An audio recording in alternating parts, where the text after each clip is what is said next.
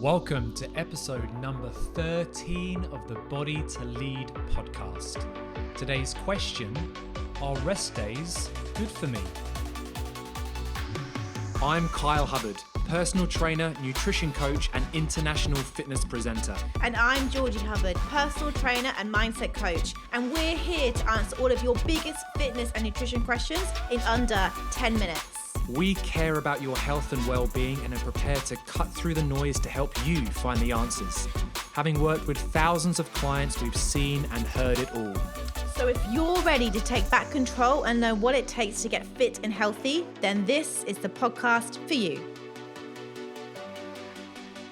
Episode number 13 is here, and today we have had a question come in from one of our beautiful members, and she has asked, why are rest days important? So I'm going to kick off today go for it. because this is actually a real question that a few years ago, I would have hated the word rest day. I thought you've got to just train every day, you've got to go for it. And I was probably mildly obsessed with exercise, and I didn't really know how to rest. And when I did rest, I felt guilty.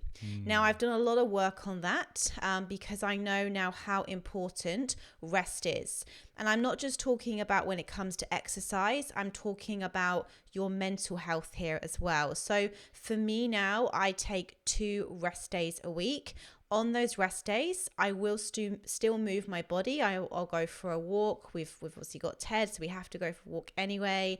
And I might do some yoga, but I'll absolutely give my body and my mind those 2 days a week completely off intense training just to unwind, restore, and so the answer to your question, why are they important? They're important for mental health, for physical health, and just to help your brain and your body repair. And how does that make you feel when you do rest? Like when you take that time off, how does that make you feel? Yeah, it means that I come back stronger. It means that I'm more focused when I go into my work. It means that I'm more dedicated and motivated when I am training because, I think, right, I'm going to have a rest day tomorrow, so I'm going to, make sure I have a really good training session and then allow myself time to recover from it.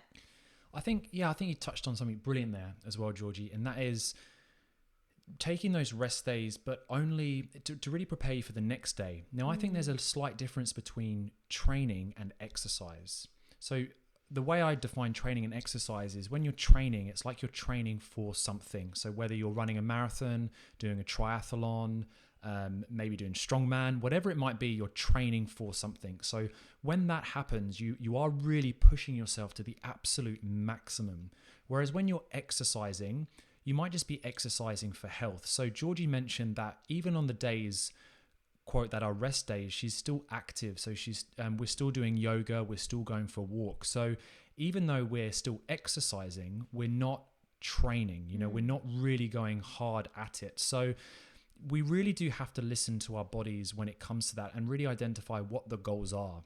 Now, a really common fault that I see people make when they start exercise is that they go all in and they think that they really are. It's almost like they're training for the Olympics. They're going 2 hours a day, 5 days a week, and they get to the point where they're like, oh my goodness, I'm completely burnt out. And they end up really disliking exercise because of it. So that's when I guess you could say rest days are important, but I would probably push back a little bit and say when you are starting to exercise, again, you are exercising, you're not necessarily training, and therefore rest days might not be as important because you shouldn't be doing that much that your body and your mind needs those rest days because you're just being active throughout the day. You're maybe doing 10 minutes of high intense exercise one day. You're going for a 5-kilometer walk the next day.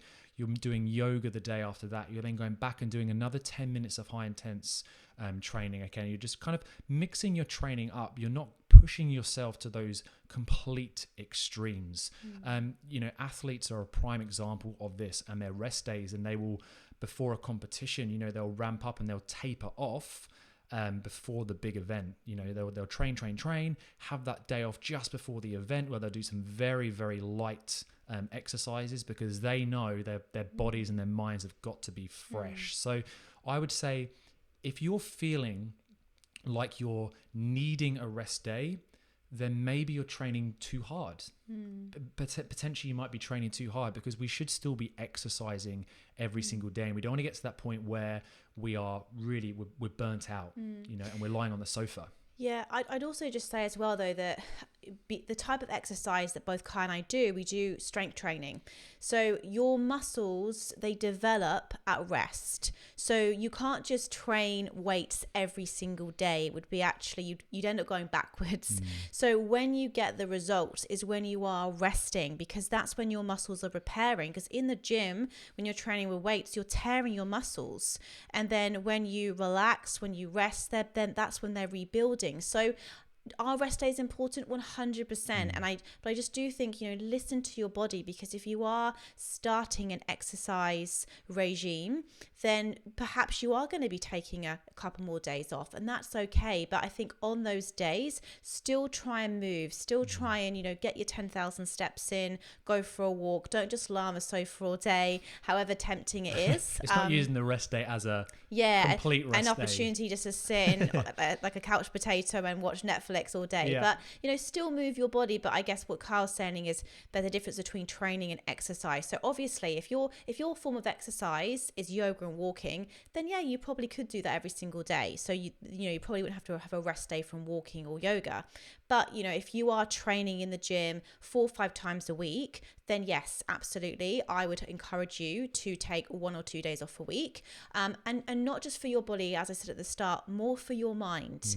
You know, I just think it's actually beautiful on a Sunday to wake up and not have to be anywhere, not feel any pressure, you know, and I need those days. I call it my reset days for my mind and body, because then I know come Monday, I'm excited to get stuck into the week again. I'm excited to get back into the gym and, you know, just kick it all off. But if I was constantly having to feel like I was having to get up, do exercise every single day, it would become a chore and it wouldn't become enjoyable. So yeah, I just think it's being aware, it's tapping into your intuition, it's trusting yourself, and you'll start to know your body really well, and know when you need those rest days. I'll just add one more thing onto that as well. It's another mistake perhaps I see people make is with high intensity interval training, and they think that they can, you know, you could do it every single day. And the science and the research tells us that we only want to be doing HIIT training 2 times a week, maybe maximum 3.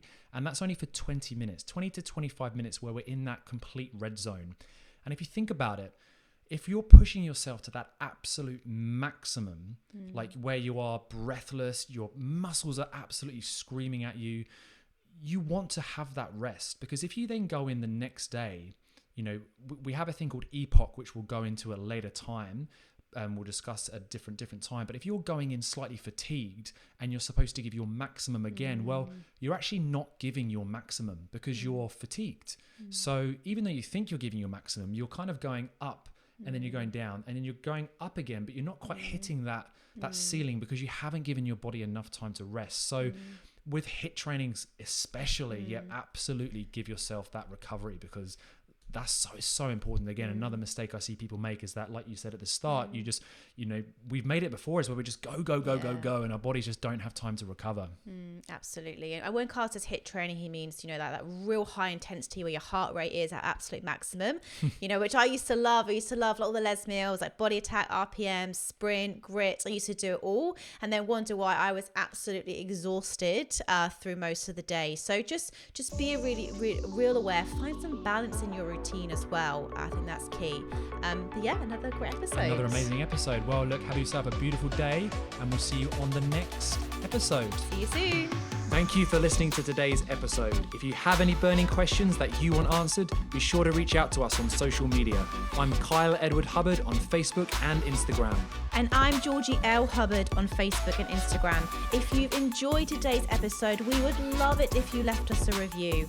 And we look forward to speaking with you again soon. Have an amazing day.